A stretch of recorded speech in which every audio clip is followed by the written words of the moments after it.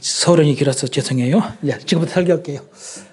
오늘 제목이 간격의 은혜 감사라는 제목입니다. 오늘 우리가 목사님이 말씀해 주신 것, 성경을 봉독해 준 것처럼 하나님께서는 나와 여러분의 입술의 열매를 창조하시는 자, 지으시는 자라고 말씀하죠. 사람을 감동시키고 감격시키는 단어가 뭐예요? 누군가 나를 사랑한다, 누군가 나를 좋아한다, 귀한 걸 주면서 말을 할 때는 그것을 통해 우리가 감격을 느끼고 감동을 느끼는 거예요. 하나님 앞에도 마찬가지예요. 우리가 감사하고 감격하는 것을 통하여 사람이 변화되어지고 또 그 말을 듣는 사람이 바꾸어지는 것처럼 하나님을 기쁘게 하고 하나님을 즐겁게 하면서 우리가 살아가는 믿음의 백성이 되어진다면 이보다 아름답고 놀라운 축복을 받을 수 있는 길이 없다는 것입니다. 기도하는 사람이 일방적으로 기도하고 구할 때 하나님 응답하시고 축복하실까요? 물론 때에 따라서는 그렇게 기도하고 구해도 하나님 응답하시고 축복하실 것입니다. 그러나 진짜 성장하고 성숙한 사람은 하나님을 기쁘게 하고 하나님께 감사하면서 기도하고 구하는 사람은 기도하고 구하는 것이 다르게 응답이 된다는 거예요. 빌립보서 4장 6절에도 우리가 기도하는 게 뭐라고 말하냐면요, 우리가 감사로 구하는 것이 기도라고 하는 것이지 그저 일방적으로 땡깡 놓으면서 주세요 주세요 주세요 이게 기도가 아니라는 거예요. 우리는 일방적으로 기도하면서 달라고만 요구하는 것이 기도라고 생각하는데 아니라는 것입니다. 힘들고 어렵고 고통스러운 환경일 때 할지라도 그 환경, 그럼에도 불구하고 하나님 앞에 감사하고 나가면 그 환경에서 우리를 이끌어내시면서 축복하시는 자리로, 은혜의 자리로 우리를 인도하시는 분이 누구시냐? 나와 여러분을 사랑하시고 축복하시는 하나님이시라는 사실 잊지 말게 되기를 주의 이름으로 축원합니다. 왜? 그게 바로 하나님을 기뻐하는 것이고 찬양하는 것. 오늘 우리 목사님이 오전에 설교를 하시면서 세 번째 뭐라고 말씀하셨어요? 하나님을 인정하라고 했어요. 하나님 앞에 수용되어지는 그 모든 것을 인정하라는 거예요. 인정하는 게 뭡니까? 내가 좋은 환경에서만 인정이 되어지는 것이 인정일까요? 아니죠. 힘들고 어려운 환경에서도 인정하는 것. 그게 바로 우리가 하나님 앞에 어떻게 표현하는 것이 인정하는 것이냐? 이런 어려운 환경이 되었음에도 불구하고 그 하나님 앞에 감사할 수 있는 것이 하나님을 인정하고 신뢰하는 거라는 거예요. 그렇게 되어지면 우리가 감사하고 기뻐할 때 하나님이 감격하여서 나의 입술의 열매, 입술의 고백을 그대로 창조하시면서 일하시는 분이 하나님이신 것을 볼 수 있는 것입니다. 성경을 보면요, 하나님께서 이스라엘 백성들의 구원을 베풀 때마다 그 백성들이 입에서 뭐가 나왔느냐? 감사가 나왔어요. 사실 오늘 우리가 주일이라 예배를 드리러 올라왔죠. 이 예배를 들어와서 여러분 무엇을 했습니까? 찬양하고 기도하고 헌금 드리고 다 했어요. 근데 그 부분 속에 헌금 드리는 게 뭐예요? 감사해서 드리는 물질이 되어질 때 하나님이 그것을 축복하시는 거예요. 우리 믿음의 조상들이 신앙생활을 어떻게 하신지 아십니까? 그들은 힘들고 어렵고 고통스러운 환경에서도 늘 하나님 앞에 감사하러 갔다는 거예요. 왜? 시편 122편 4절에 보면 이렇게 말을 합니다. 지파들 곧 여호와의 지파들이 여호와의 이름에 감사하려고 이스라엘의 전례대로 하나님의 성전에 올라갔다는 거예요. 여호와의 이름에 감사하려고 하나님의 성전에 올라갔다고 말씀하는 것처럼 오늘 교회당에 올 때 한사랑교회, 우리 전사님, 우리 선교사님이 이야기하신 것처럼 참 좋은 이 한사랑교회, 이름 잘 지은 이 교회에 올라올 때 뭐하러 왔다고요? 하나님의 이름에 감사하려고. 하나님의 이름에 감사한다는 것은 하나님이 살아계신 것을 믿기 때문에 그 사실을 믿고 감사하러 올라올 때 구원의 역사와 우리 가운데 임한다는 이 사실 기억하게 되기를 주의 이름으로 축원합니다. 그렇다면요, 감사라는 것은 뭐냐? 첫째로 보면 감격에 하는 언어라는 거예요. 누구를 감격하게 만들어요? 하나님을. 여러분, 창조적인 말은 남다른 표현인 것입니다. 창조적이다라는 말은 부정적이지 않다는 거예요. 저와 여러분이 신앙생활 하는데 부정적인 말을 하는 사람 치고 잘 되는 경우를 못 보죠. 출애굽의 역사를 보면 이스라엘 백성들은 부정적인 말을 할 때마다 어려움과 고통을 당했습니다. 원망할 때마다 불뱀이 오고요. 원망할 때마다 문제가 생겼고요. 원망할 때마다 재앙이 오는 거예요. 그러나 하나님 앞에 끊임없이 감사하고 믿음을 가지고 인내하고 기다리면 그 사람들에게 하나님의 일하심을 통하여서 필요한 양식이 공급되어지고 필요한 물이 공급되어지고 의복이 공급되어지고 집이 공급되어지는 하나님의 보호와 축복하심이 있는 것입니다. 이걸 보면서 우리는 이왕이면 믿음의 사람들을 볼 때마다 축복의 말을 하게 되는 은혜가 있어지기를 바랍니다. 좋은 말 하게 되기를 주의 이름으로 축원합니다. 어떻게 해요? 살찐 뚱뚱한 사람 보고도 아유 돼지 그러지 마시고 아유 건강한 사람이시네. 여러분 건강하다고 말하면 그 말을 들은 그 사람이 건강하게 근육질로 바뀌어요. 그런데 그 사람한테 돼지 하다 보면요 먹은 것마다 살 돼가지고 나중에 진짜 돼지 됩니다. 진짜 돼지 되는 그 사람하고 같이 있으면 나도 뭐가 돼요? 같이 돼지 되는 거예요. 돼지 우리에는 누가 있기 때문에? 돼지가 있기 때문에. 그래서 우리는 이왕이면 창조적인 말을 해서 건강하다고 표현하는 믿음의 사람이 되기를 주의 이름으로 축원합니다. 왜? 나와 여러분에게 하나님이 입술의 권세를 주셨어. 그래서 그 입술의 권세를 가지고 우리가 말할 때 하나님이 일하시고 역사하시는 능력들이 나타난다는 사실을 보면서 하나님이 나에게 주신 창조적인 달란트 이것을 통하여서 내가 무엇하고 말하냐 그 말하심에 따라서 하나님의 창조하심이 다르다는 사실을 기억하시고 우리가 새로운 세계를 경험해 나가는 은혜가 있어지기를 주의 이름으로 축원합니다. 하나님의 일하심은요 적극적으로 창조적으로 말할 때 일하심과 역사하심이 나타나는 것입니다. 계시록에도 보면 새 예루살렘, 새 하늘, 새 땅이라는 새로운 창조의 역사가 나타나는데 이런 새 역사는 뭘 통해 나타나냐? 우리가 오늘 이사야 50장 19절의 말씀처럼 입술의 열매를 짓는 그분 앞에 뭐라고 고백하느냐요? 힘들고 어려운 건 누구는 없습니까? 힘들고 어려운 상황 속에서도 힘을 내면서 평강이라고 말하는 사람하고 원망하고 불평하면서 고통이라고 말하는 사람의 차이점은 달라지는 거예요. 없는 것 우리 다 압니다. 힘든 것 다 압니다. 이곳 일본에서 생활할 때 또 새로운 문화권에서 살아가는 여러분이 얼마나 또 힘든 부분이 없잖아 있겠습니까? 그 동일한 아픔 속에서 우리가 그럼에도 불구하고 이왕이면 좋은 것을 바라보고 좋은 것을 말하고 좋은 것을 이야기하는 믿음의 사람이 되기를 주의 이름으로 축원합니다. 그럴 때 하나님의 역사가 나타나요. 저와 여러분은 창조의 주인인 것을 늘 기억하시고 하나님을 기뻐하는 믿음의 사람이 되어지기를 주의 이름으로 축원합니다. 믿음의 사람, 하나님을 기뻐하는 믿음의 사람은 어떤 사람일까요? 이왕이면 예배의 자리 기쁨으로 나와야 돼요. 주의를 철저히 지켜야 돼요. 아침 저녁으로 저석으로 예배를 드리는 믿음의 사람을 통하여서 하나님은 일하시고 역사하시는 거예요. 이왕이면 가능하다면 예배에 늦지 않게 되기를 주의 이름으로 축원합니다. 왜요? 예배는 일찍 와서 기다리는 거예요. 누구를 기다려요? 목사님을 기다려야 되고 하나님을 기다려야 돼. 하나님이 먼저 와서 기다리게 만들리는 것이 아니라 물론 하나님은 항상 이 자리에 계시지만 그래도 내가 먼저 시간 전에 와서 있는 것하고 시작하고 난 다음에 오는 것은 다른 거예요. 일본에 와서 보니까 특이한 것 하나가 기다리는 걸 참 잘한대요. 뭘 기다리냐? 음식 먹으려고 기다리는 거. 여러분 음식을 먹으려고 3시간, 4시간 기다리는 사람 1시간 기다리는 것은 기본. 그런 곳이 일본이에요. 사실 서울은 그렇지 않잖아요. 기껏 기다려봐야 30분. 뭐 요즘은 맛집이라는 몇 시간도 기다리는 집도 있기는 합니다만은 보편적으로 기다리는 걸 한국 사람들은 잘 못해요. 그런데 일본 문화 중에 참 부러운 것을 보면 기다림이 참 대단하다는 거예요. 마찬가지인 것은 예배 시간도 내가 그렇게 기다리냐 이거예요. 예배 시간도 우리가 하나님 앞에 달려나와서 기다리는가? 적어도 이 기다림에 성공하는 사람은 하나님이 일하시고 축복하는 사람이에요. 저와 여러분 하나님 앞에 달려나올 때 기다림에 성공하는 믿음의 사람이 되기를 주의 이름으로 축원합니다. 왜? 구약 성경에 보면 사울왕은 이스라엘 민족의 초대 왕이었습니다. 참 복받은 사람 중에 한 분이 그분이에요. 왜? 그렇게 원했던 하나님이 세운 첫 번째 왕이라고 볼 수 있는 사람인데 이 사람이 실패한 이유는 뭐냐? 인생이 망한 이유가 뭐냐? 기다림에 실패한 사람입니다. 어떤 기다림이에요? 사무엘상 10장 8절에 보면 사무엘 선자가 이 사울에게 와서 말을 해요.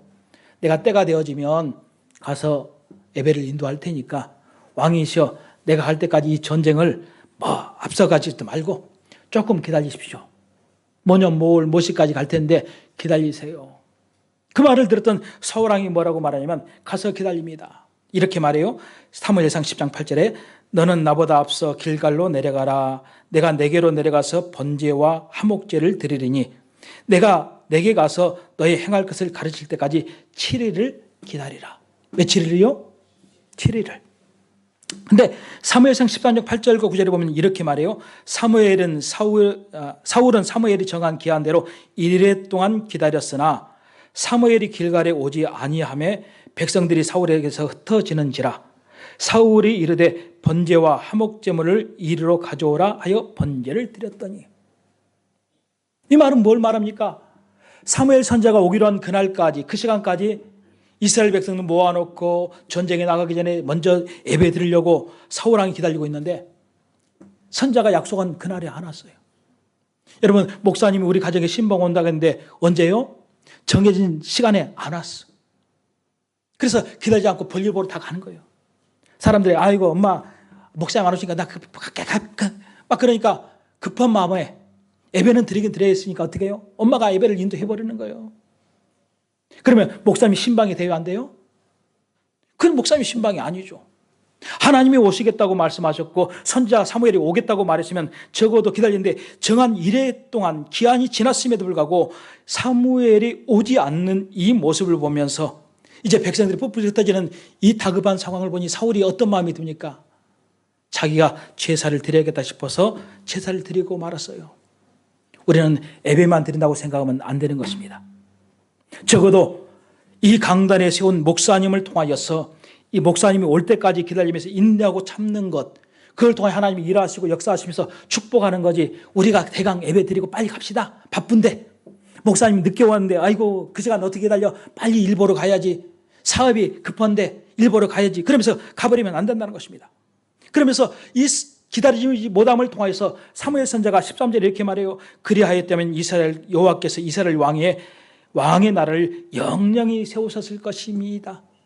적어도 왕의 나라가 영원히 세워질 그 기회를 기다림에 한번 실패했던 이 사울에게 사라졌다는 거예요. 우리는 종종 인간적으로 급할 때가 많습니다. 인간관계 속에 급할 때가 있고 사업 속에 급할 때가 있어요. 그러나 하나님 앞에 기도하는 사람은 하나님의 응답이 온 그때까지 조금 처져 보이고 조금 늦어 보인다 할지라도 하나님을 신뢰하면서 끝까지 믿고 나가는 믿음의 사람이 되어지기를 주의 이름으로 축원합니다. 사울 왕이 기다리지 못한 것은 뭐 때문에요? 훈련되지 못했기 때문에 그래요.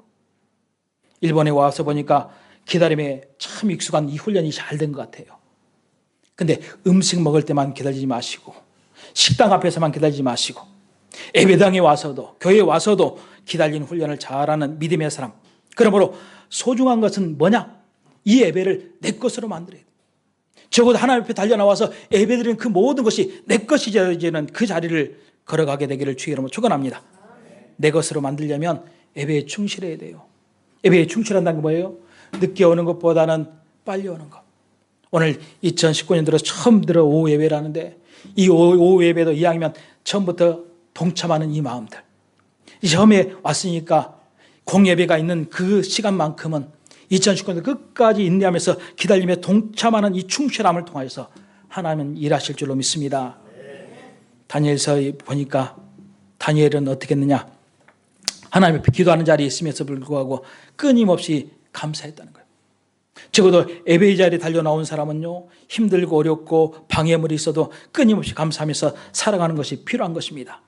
예배에 충실한 사람은요, 어떤 상황이든 간에 그 예배의 자리를 먼저 생각해요. 우리는 죽게 되면 예배를 생각하지 않죠. 급하면 예배를 생각하지 않습니다. 피곤하면 예배 자리를 떠나가기도 합니다. 약속이 있으면 예배가 있음에도 불구하고 그 자리를 떠나가는 사람이 많이 있습니다. 그러나 죽는 자리에 가더라도 믿음의 사람은 예배를 절대로 포기하지 않습니다. 어떤 사람, 조금 전에 얘기했던 다니엘이 그런 사람이에요. 다니엘은 어떤 사람이었습니까? 다니엘 6장 10절에 보니까 이렇게 말해요. 다니엘이 이 조서에 왕의 도장이 찍힌 것을 알고도 자기 집에 돌아가서는 입방에 올라가 예루살렘을 향한 창문을 열고 전에 하던 대로 하루 3번씩 무릎을 꿇고 기도하며 그의 하나님께 감사했다. 적어도 다니엘은 어떤 사람, 예배에 충실한 사람이기 때문에 집에 가서도, 사실 다니엘 시대는 교회가 없었어요. 그래서 자기가 하나님을 만나는 그 장소, 그 약속된 시간을 꼭 찾아갔어. 어떤 상황 속에서 예배하고 기도하면 죽인다는 이 도장이 찍힌 그 왕의 조서가 꾸며진 것을 알고도 갔다는 거예요. 여러분, 신앙생활은 이런 것입니다. 죽을 줄 알면서도 예배당에 찾아가는 거예요. 뭐라고요? 죽을 줄 알면서도, 죽인다는 소리를 들으면서도 교회에 달려 나올 수 있는 사람이 진정한 믿음의 사람이에요. 우리는 조금 힘들고 조금 어렵고 좀 갈 데가 있으면 또 여름철 되면 바다로, 겨울철 되면 스키장으로, 가을철 되면 단풍 구경으로, 봄에는 뭐요? 꽃 구경으로 주일날도 없이 가버리면, 근데 예배에 충실한 사람이 아니죠. 끊임없이 믿음의 자를 지켜나가는 우리가 됩시다. 믿음의 자를 지켜나가는 우리가 되십시다. 그렇게 나가면 하나님께서 우리를 축복하시는 거예요. 다니엘은 끊임없이 예배에 충실한 사람이었습니다. 적어도 이렇게 왕의 도장이 찍힌 것을 알고도 기도했던 그 사람은요, 사람이 죽인다는 그 소식을 알면서도 어떤 자리에 있었느냐? 예배자를 지켰어요. 그러다 보니까 나중에 그 사람이 어떤 복을 받느냐? 기도 응답의 축복을 받아. 막상 필요한 기도 응답의 축복을 받아. 다니엘은 예배에 충실한 사람, 예배 안에 있는 사람이기 때문에 그렇습니다. 그래서 다니엘 10장 12절은 또 성경은 이렇게 말해요. 그가 내게 이르되 다니엘아 두려워하지 말라. 내가 깨달으려 하여 내 하나님 앞에 스스로 겸비하게 하기로 결심하던 첫날부터 내 말이 응답받았으므로 내가 내 말로 말미암아 왔다. 내 말로 말미암아 왔다는 거예요. 오늘 우리가 하나님 앞에 기도하는 자리에 있어서 끝까지 믿음을 가지고 인내하고 기다리면 기도 응답은 반드시 옵니다. 하나님 우리 가운데 일하시고 역사하십니다. 이왕이면 우리 한사람교회 모든 교우들이 예배를 철저히 잘 드리게 되어지기를 주의 이름으로 축원합니다. 어디서부터요? 앞자리에서부터. 복 있는 사람은 앞으로 오는 거예요. 복 있는 사람은 뒤에 앉지 않습니다. 전쟁터에 나간 사람은 앞에 앉는 사람이에요. 여러분, 우리가 남자들은 한국은 군대를 가요. 전쟁 영화를 보면요, 적군이 누구부터 잡아간지 아세요? 제일 뒤에 가는 사람부터 잡아가는 거예요. 앞에 앞서가는 사람 안 잡아갑니다. 앞에 있는 사람 잡아가면 한 사람 죽고 말지만요, 제일 뒤에서 차분차분 잡아보면 그 모든 부대를 다 잡아갈 수가 있어요. 사단은 앞에 있는 사람은 안 죽여요. 그러나 뒤에 앉는 사람은 죽일 수 있다는 거예요. 죽을 수 있다는 거예요. 이 사실을 기억하면서 이왕이면 앞자리에 있게 되기를 주의 이름으로 축원합니다. 그게 바로 은혜의 자리요, 축복이며 평강의 자리인 것을 기억하시고 기도도 끝까지 지켜나가는 믿음의 사람이 되십시다. 골로새 1장 9절에 이렇게 말해요. 기도를 그치지 아니하고 구하노니 너희로 하여금 모든 신령한 지혜와 총명으로 하나님의 뜻을 아는 것으로 채우신다라고 말씀하는 것처럼 기도할 때 오늘 우리의 간격의 언어 이것을 통해서 감사할 때 하나님이 일하십니다. 기도는 땡깡 노는 게 아니라 뭐 하는 것이냐? 하나님, 이 힘든 과정이 있습니다. 이 하나님, 이 어려운 과정이 있습니다. 이 배고픈 과정이 있습니다. 그럼에도 불구하고 내가 이것 때문에 원망하지 않고 하나님을 믿고 신뢰하면서 이런 환경 주신 것도 내가 인내하고 감사하니 하나님 나를 주장해달라고 고백하고 감사할 때 그 환경에서 우리가 반드시 벗어나는 은혜가 임하게 될 줄로 믿습니다. 두 번째로요, 하나님 감사는 뭐냐? 하나님을 감동시키는 언어라는 거예요. 똑같은 말이에요. 감사는 감격의 언어이지만 사람에게도 마찬가지지만 하나님을 특별히 감동시키는 언어가 뭐냐? 하나님께 감사하는 거예요. 하나님을 믿고 섬기는 사람은 하나님을 사랑하는 사람이죠. 그래요, 안 그래요? 여러분 하나님 사랑하십니까? 별로 안 사랑하신 것 같아요. 음식은 사랑하십니까? 음식은 안 사랑해도 돼요. 근데 하나님은 사랑하시게 되기를 주의 이름으로 축원합니다. 하나님을 감동시키는 사람은 하나님을 사랑하는 사람이에요. 근데 하나님을 감동시키는 사람은 어떤 사람이라고 말하냐면 조금 전에 이야기했던 것처럼 긍정적으로 말하는 사람, 좋게 말하는 사람. 이스라엘 백성들이 좋은 환경에서도 원망할 때는 재앙이 더 왔습니다. 그러나 나쁜 환경에서도 좋게 말하는 사람에게는요, 좋은 것이 반드시 왔다는 거예요. 그래서 긍정으로 말하는 사람은 하나님을 늘 감동시킬 수 있어요. 오늘 힘들고 어려운 환경임에도 불구하고 감사로 표현하고 감사로 말하는 사람은 하나님을 감동시키는 거예요. 그래서 우리가 어떤 상황이든 간에 늘 긍정으로 말하는 믿음의 사람이 되기를 바랍니다. 왜요? 성경이 그렇게 말하고 있기 때문에. 마태복음 10장 11절로 13절에 보니까 이렇게 말해요. 어떤 성이나 마을에 들어가든지 그 중에 합당한 자를 찾아내어 너희가 떠나기까지 거기 머물라. 또 그 집에 들어가서 평안하기를 빌라. 그 집이 이에 합당하면 너희 빈 평안이 거기 임할 것이요 만일 합당하지 아니하면 그 평안이 너희에게서 돌아올 것이니라. 여러분, 어떤 집이 가든지 간에 주의 종들에게 하는 말이 뭐라고 말하냐면 축복하라는 거예요. 잘 될 것입니다. 좋을 것입니다. 행복할 것입니다. 채워질 것입니다. 때에 따라서는 항상 기분이 좋은 집이에요. 싫은 집도 갈 수 있어요. 또 나를 싫어하는 집을 찾아갈 수도 있어요. 그러면 주의 종들은 어떤 말을 해요? 목사님, 우리 김근식 목사님이 여러분의 가정을 방문했을 때 오늘부터 이 집에 저주가 임할 것입니다. 그렇게 말하시는 경우 없잖아요. 뭐라고 말해요? 하나님 축복하십니다. 응답하실 거예요. 하나님이 공급하실 거야. 걱정하지 마. 이렇게 말하지.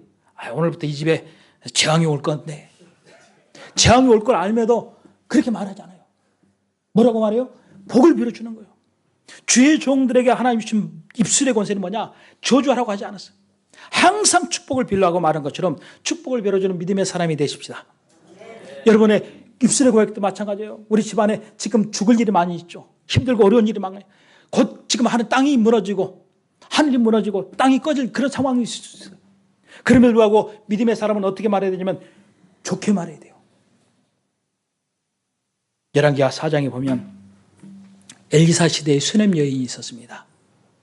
이 수냄 여인은 엘리사 선지자를 아주 잘 섬기는 믿음의 사람이었어요. 그러다 보니까 엘리사 선지자가 수냄 여인의 소원, 한 번도 말해보지 않았던 그 소원을 시종을 통해 듣고 자식을 점지해 주죠. 점지라는 단어를 써서 죄송해요. 자식을 예언해 줬어요. 자식을 예언해 준 다음에 그 자식이 낳는데 그 자식이 어느 정도 자라다가 이쁜 자식이 성장하다가 그만 아버지를 따라 나갔다가 아파서 돌려보내서 수냄 여인 품에 있는데 그만 죽었어요. 여러분, 자식이 죽었어, 내 아들. 내 자식이 죽었다면 어머니의 마음은 어떤 마음일까요? 우리가 아버님이 돌아가셔도 부모 형제가 돌아가셔도 어떻습니까? 눈앞이 캄캄하잖아요. 근데 수냄 여인은 누가 죽었냐면 자기 아들이 죽었어요. 그 상황 속에 자기 남편에게 시종을 보내면서 말을 좀 보내달라. 그리고 그 보내달라고 할 때 남편이 왜 뭐에 달라고 하느냐? 아무 소리 말고 선지자의 집에 갈 것이다. 교회에 갈 거다. 그 말만 한마디 해라. 그리고 보내달라는 거예요. 그리고 말을 갖고 오니까 말을 태워서 보내면서 따라가면서 하는 말이 누가 묻든지 아무 소리 말고 무조건 평안이다라고만 외치고 다녀라. 외치고 하라. 그래서 그 엘리사 앞에 이 종이 와서 수냄 여인의 사건을 이야기하면서 아무 말도 안 쳐. 이 여인도 와서 아무 말도 안 해요. 뭔만 말하냐면 평안입니다. 평안입니다. 여러분, 아들이 죽었는데 평안이에요? 그 급박한 상황 속에 누가 평안이라고 말할 수 있는 상황 누가 있습니까? 그런데 수냄 여인은 적어도 평안입니다. 평안입니다 말을 이 사실을 통하여 엘리사 선지를 통해서 그 아들이 다시 살아나는 역사. 살아나는 걸 가지고 많은 이야기도 하지만 이 살아나는 역사를 통해서 볼 수 있는 건 뭐냐? 우리가 힘들고 어렵고 죽게 된 상황일지라도 죽었다라고 말하지 말고 이왕이면 뭐라고요? 평안이다. 이왕이면 살았다. 없어도 있다. 있다고 말하는 사람하고 없다고 말하는 사람은 전혀 다른 결과를 맺는 거예요. 우리는 오늘 이 세상이 끝난다 할지라도 천국 간다는 믿음의 확신을 고백하게 되기를 주의 이름으로 축원합니다. 어떤 상황에서 믿음의 확신을 가지고 말을 하는 사람, 평강이 있다고 말하는 사람에게 치료의 기적이 있다고 본문에 이야기하잖아요. 오늘 평강이 있을지어다 평강이 있어야 내가 그를 고치리라. 여러분, 평강을 말하는 사람, 평강을 빌어주는 사람, 평강을 받아들이는 사람에게 하나님이 일하시는 거지. 고통, 저주, 문제, 환난을 받아들이는 사람에게는 고통, 저주, 문제, 환난이 그대로 오는 거예요. 이걸 보면서 우리가 끊임없이 평강을 말하는 믿음의 사람이 되기를 주의 이름으로 축원합니다. 하나님의 은혜가 들어오면 이 세상의 주인공이 되어지고요, 스타가 되어지고 인생이 바뀌는 거예요. 이왕이면 우리가 성격이 화끈하고 좋은 사람이다, 열정적인 사람이다, 우리는 서로 멋진 사람이다, 그렇게 고백하는 믿음의 사람이 되기를 바랍니다. 우리 한번 인사해 볼까요? 2019년도는 우리는 잘 될 것입니다. 잘 될 것입니다. 우리 교회는 잘 될 것입니다.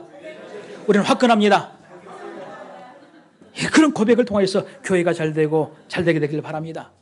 왜요? 우리는 멋진 사람이잖아요. 왜 멋진 사람인지 아십니까?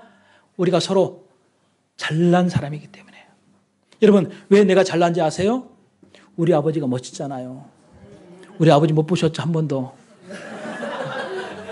우리 아들 보면 제 얼굴이 보이는 것처럼 저를 보면 우리 아버지가 보여요.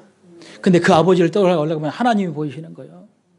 하나님이 내 아버지신데 그분이 잘나셨어요. 잘생기셨어요.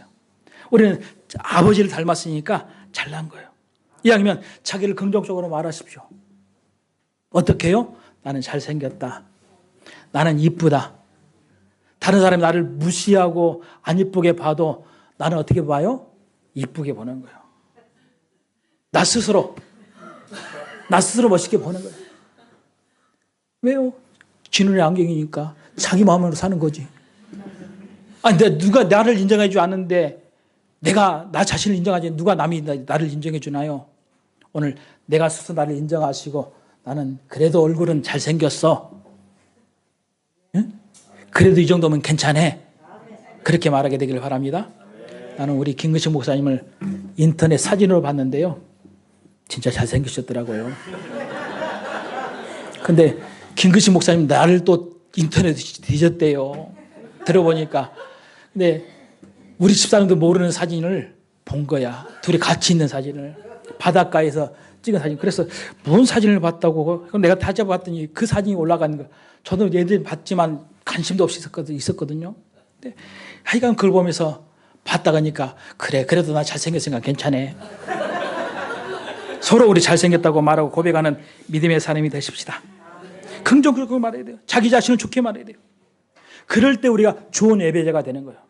여기서 마음의 상처로 찌들어서 예배 드린다면 그 사람이 좋은 예배자가 되겠습니까? 이왕이면 우리는 긍정적으로 말해서 좋은 예배자가 되기를 주의 이름으로 축원합니다. 예배는 고개를 들고 봐야 돼요. 예배는 고개를 들고 예배를 드려야 돼요. 고개를 쳐박고 예배를 드리는 사람은 대부분 어떤 사람이에요? 자는 사람이요. 조는 사람이요. 2019년대는 우리가 예배를 드릴 때 고개를 쳐들고 목사님의 눈을 마주치기를 바랍니다. 다른 때는 안 맞춰도 되는데요. 예배 드릴 때만큼은 목사님의 눈을 마주쳐야 돼요. 그래야 목사님의 눈을 통해서 축복이, 은혜가, 능력이 우리 가운데 쏟아지는 것입니다. 눈을 본다는 것은요. 왜? 그만큼 사모하기 때문에. 눈을 본다는 것은 그 사모하는 것을 통해서 하나님이 그때 응답하시고 일하셔요. 우리가 기도할 때는 눈을 갖지만 때에 따른 기도할 때도 눈을 뜨고 기도할 수도 있어요. 적어도 목사님이 기도할 때는 우리가 목사님의 눈을 보면서도 기도받아도 이단 아니요. 이단 아닙니다. 근데 그 눈을 통해서 하나님이 응답하시거든요. 목사님도 눈을 뜨고 기도하실 수 있어요. 여러분을 위해서 축복 받을 때 누구가 어떤 상황인가 볼 수 있잖아요. 영적 세계를. 그래서 눈을 뜨고 볼 수도 있어요. 그때 눈이 마주치면 뜨끔한 사람도 있죠. 어떤 사람? 죄진 사람. 그러면 그걸 통해 우리가 뭘 느껴요? 아, 회개해야겠구나.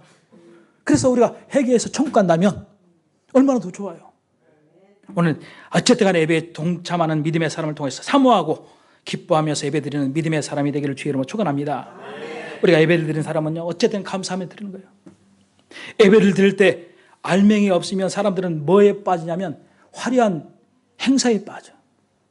근데 목사님 설교를 내가 계속 들어보면서 은혜를 받는 것은 목사님 너무 말씀을 많이 인용하신다는 거예요. 성경 앞뒤로 막 뒤져주시는데 여러분 얼마나 은혜로운 설교예요. 이런 설교 여기 아니면 들어볼 수 없을 것 같아요. 그러니까 그 설교를 들으시고 우리 교회의 설교가 최고다 믿고 예배드리는 축복자들 되기를 주의 이름으로 축원합니다. 사도행전 2장 39절에 이렇게 말해요. 이 약속은 너희와 너희 자녀와 모든 먼 데 사람 곧 우리 주 하나님이 얼마든지 부르신 자에게는 하신 것이라고 말한 것처럼 합당한 거예요. 하나님의 말씀을 통하여 이왕이면 우리가 기쁨으로 받아들이는 믿음의 사람이 되기를 주의 이름으로 축원합니다. 시간이 많이 갔지만 마지막 하나만 할게요. 세 번째 뭐냐? 감사는 끝까지 예배의 자리를 지키는 사람이 감사하는 사람입니다. 어떤 자리요? 끝까지. 문제가 생겼어도 오늘 싸웠어도 집에서 출발할 때 남편하고 싸우고 아내하고 싸울 수도 있죠. 그래도 예배당에 왔으면요, 끝까지 나오십시오. 에이, 가다가 싸웠으니까 집에 가! 돌아가지 마시고, 에이, 싸웠으니까 밖으로 가! 돌아가지 마시고, 끝까지 다투어서도 예배만큼 놓치지 않게 되기를 주의 이름으로 축원합니다.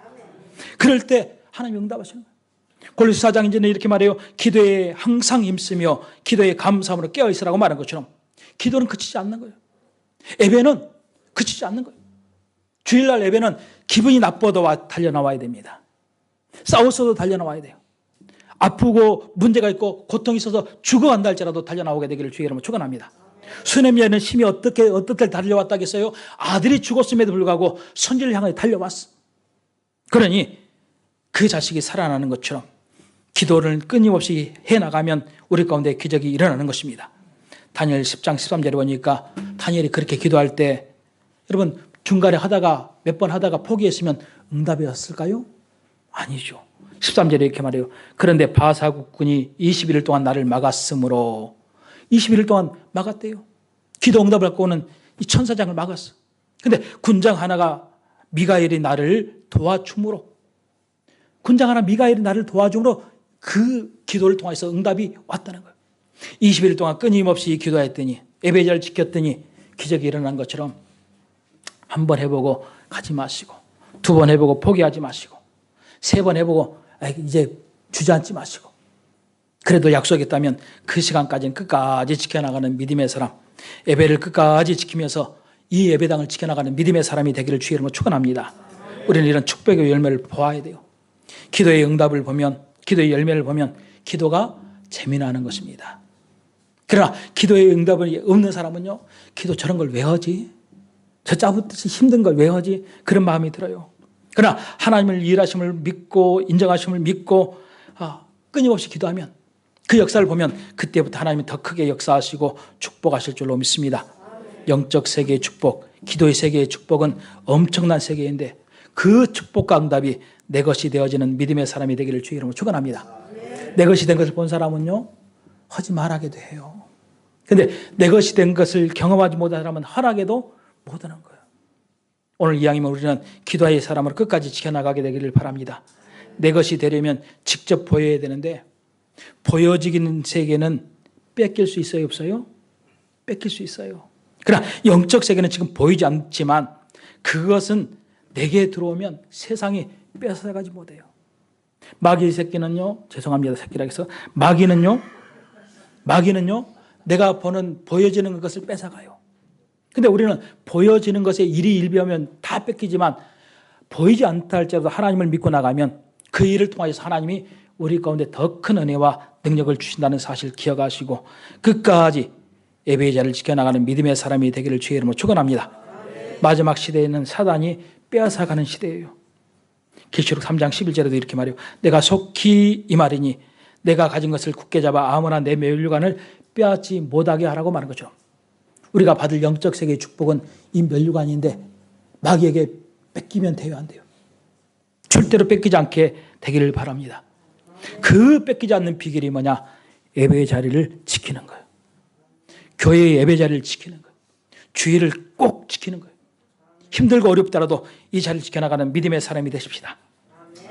앞으로 예배는 내가 즐거운 방향으로 흘려서도 안 되고 세태는 그렇지만 우리가 내가 즐거우려고 예배에 온다면 여기 올 필요가 없죠. 하나님을 기쁘게 하는 자리로 달려나오게 되기를 주의 이름으로 축원합니다. 그럴 때 계시록 3장 10절에 이렇게 말하죠. 내가 나의 인내의 믿음을 지켰은즉 내가 또한 너를 지켜 시험의 때를 면하게 하리니 이는 장차 온 세상에 임하여 땅에 거하는 자들을 시험할 때라라고 말한 거죠. 여러분, 사단이 아무리 장난쳐도 우리가 믿음을 지키면 이 천지 개벽이 일어난다 할지라도 하나님이 나와 여러분을 지키시면서 축복하시고 그 시험의 때를 면하게 하는 은혜와 축복이 임할 줄로 믿습니다. 교회가 말씀이 없으면 현상을 쫓아가지만요, 한사람교회는 우리 목사님의 말씀이 있잖아요. 이 말씀을 듣고 여러분 영적 무장을 통하여서 우리 천국에 꼭 갑시다. 천국에서 또 만나요? 만나기 싫은 분이 있으신가요? 나는 천국 갈 건데 천국 가게서 나를 만나기 싫으신 분은 천국 못 오시는 분인데 천국에서 또 만나십시다. 네. 아무튼 설교는 끝났고요. 우리 아들 이래를 많이 도와주시고 기도해 주셔서 고맙습니다. 이래가 교회에서 김치도 얻어간다는 소리 제가 들었는데 많은 반찬 주셔서 고맙고요. 성교 회원님들에게도 감사의 말씀드립니다. 아무튼 여러분을 하나님 축복하시기 바랍니다. 기도하겠습니다. 아버지 앞에 귀한 예배드리게 하시니 감사합니다.